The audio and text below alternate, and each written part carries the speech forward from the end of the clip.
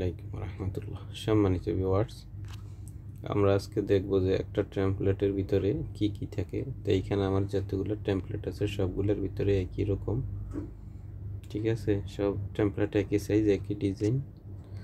তো এগুলোর ভিতরে কি থাকে আপনি যদি ড্রয়িং করেন, এইখানে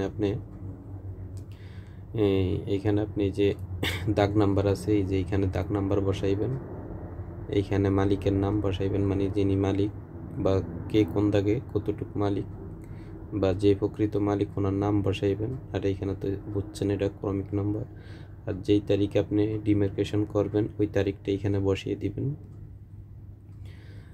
এটা হইলো একটা ফ্রেম জমির তফসিল, আর এখানে টোটাল কত শতাংশ জায়গা আছে সেটা নিচে বসাইবেন।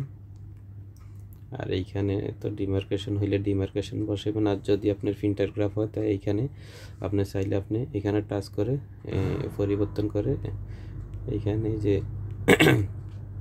গিয়ে এখানে পরিবর্তন করবেন। এই যে এখানে আমি লেখা আছে ডিমার্কেশন, ডিজিটাল ডিমার্কেশন, এটারে আপনি চাইলে এখানে আপনি চাইলে পরিবর্তন করিয়া আপনি এখানে প্রিন্টারগ্রাফ করে দিতে পারবেন। আর এইখানে লেখা আছে জেলা, এই যে লেখা আছে জেলা, তারপর হচ্ছে থানা, তারপর হচ্ছে যে মৌজা, এখানে জেল নাম্বার আপনি আপনার মন মতো বসিয়ে দিবেন। আর এইখানে তো উত্তর দক্ষিণের চিহ্ন অবশ্যই বুঝবেন। তারপরও আমি এই পাশেও দিয়ে দিছি, আবার এই যে চাইরো পাশে আছে, এগুলোর চাইলে আপনি আপনার মন মতো সাজাইতে পারেন। এই যে উত্তর দক্ষিণ পূর্ব পশ্চিম। তারপরে এইখানে হচ্ছে সার্ভারের নাম, এইখানে হচ্ছে পক্ষ, মানে যারা আপনার পক্ষ নিয়ে কাজ করবে এদের স্বাক্ষর নেবেন সরজমিনে গিয়ে। আর এখানে হচ্ছে উপস্থিত সাক্ষী, যারা উপস্থিত থাকবে তাদের সাক্ষী।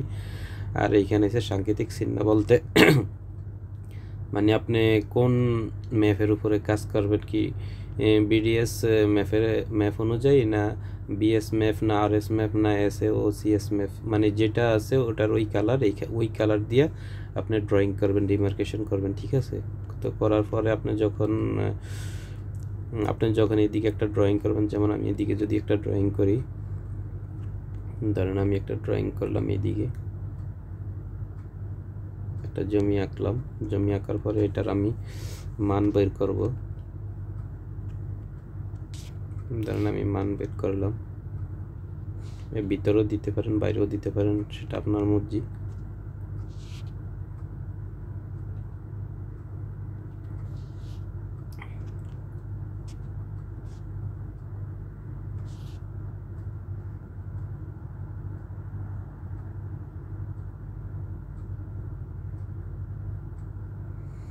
যেটা রিয়েল একটা এদিকে হয়ে গেছে, এটাই এই কর্নারে। এই যে এইভাবে আপনি এটা যেহেতু এটাও বাইরে দিয়েছি, এটাও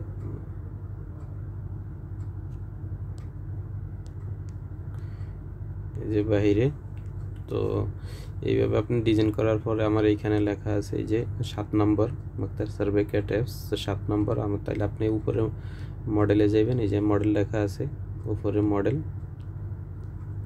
এই জায়গায় টাচ করবেন। এই জায়গায় টাচ করার পরে এখানে অনেকগুলো আপনি যাবেন কত 7 নম্বরে, এই যে 7 নম্বরে গেলে আপনি ডিজাইন করছেন, এই যে আপনার ডিজাইন এইরকম আসবে। আসার পরে আবার উপরে 3 ডটে যাবেন, ডান সাইডে 3 ডটে যাওয়ার পরে লেখা আছে এই যে পুনরায় সেভ যেই জায়গায় বাংলা লেখা আছে এটার উপরে টাচ করার পর একবারে নিচে লেখা আছে সেভ পিডিএফ এর ভিতরে যখন যাবেন আপনার রেজাল্ট প্রিন্ট হয়ে এরকম বাহির হবে, ঠিক আছে। তো আশা করি বুঝতে পারছেন। তো ভিডিওটি যদি ভালো লাগে শেয়ার করবেন, ফলো দিয়ে সাথে থাকবেন।